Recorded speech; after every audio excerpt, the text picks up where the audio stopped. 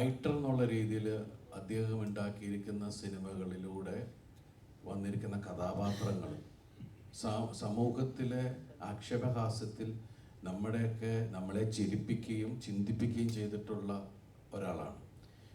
ജെന്യുവിനായിട്ടുള്ള ഒരാൾ, മനുഷ്യസ്നേഹി, പിന്നെ നല്ല ചങ്കൂറ്റ ഒരാൾ, പിന്നെന്താ പറയുക, അത്രയും ഡിഫറെൻ്റ് ആയിട്ടുള്ള സിനിമകൾ, നല്ല കലാസ്വാദകൻ, presence of mind, humour sense.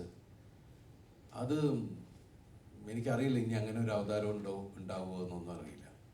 പക്ഷേ ഞാൻ വളരെ ഭാഗ്യവാനാണ് ആ കാര്യത്തിൽ. ഞാൻ അസിസ്റ്റന്റ് ഡയറക്ടറായി തുടങ്ങിയ ആ സമയം മുതലുള്ളൊരു അടുപ്പമുണ്ട്. അദ്ദേഹം എല്ലാ തരത്തിലുള്ള സിനിമകളെയും ഉൾക്കൊണ്ടിട്ടുള്ള ഒരാളാണ്. ഒരിക്കൽ പാസഞ്ചർ എന്ന് പറഞ്ഞ സിനിമയുടെ കഥ വന്നപ്പോൾ എന്നെ വിളിച്ചിട്ട്, ദിലീപ് ഒരു വേറെ ടൈപ്പ് സംഭവം വന്നിട്ടുണ്ട്, കേട്ടു നോക്കൂ, എന്നിട്ട് അത് ഓക്കെ ആണെങ്കിൽ നമുക്ക് പിടിക്കാം. അപ്പം എൻ്റെ അടുത്ത് ഞാൻ കഥ പറഞ്ഞ് കേട്ടപ്പോൾ ചോദിച്ചിട്ട്, ഇത് വേറെ തരത്തിൽ, എനിക്ക് തോന്നുന്നു ന്യൂ ജനറേഷൻ സിനിമയുടെ തുടക്കം ആ സിനിമയാണ് പാസഞ്ചർ. ആ പാസഞ്ചർ എന്ന് പറഞ്ഞ സിനിമയിൽ വേറെ തരത്തിലുള്ള, അതിനും ഈ സ്ക്രിപ്റ്റിലും ഒക്കെ ശ്രീനേട്ടൻ്റെ സൂപ്പർവൈസേഷൻ എന്ന് പറയുന്ന പോലെ കയ്യും ഒക്കെ ഉണ്ട് ആ സിനിമയിൽ. അപ്പോൾ അതുപോലെ ഡയറക്ടറായിരുന്ന സമയത്ത് അദ്ദേഹം രണ്ട് സിനിമയല്ലേ ചെയ്തു.